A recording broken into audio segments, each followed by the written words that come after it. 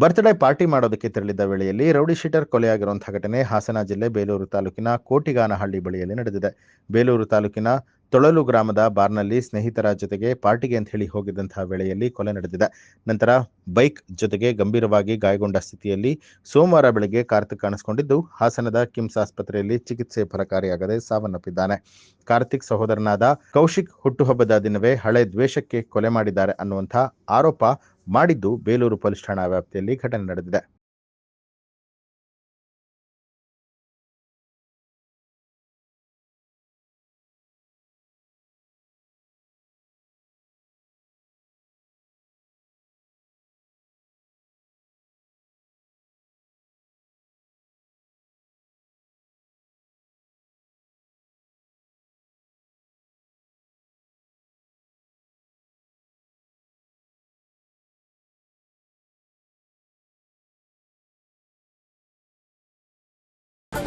News alert ನಿಮ್ಮಿಂದ ನಿಮಗಾಗಿ.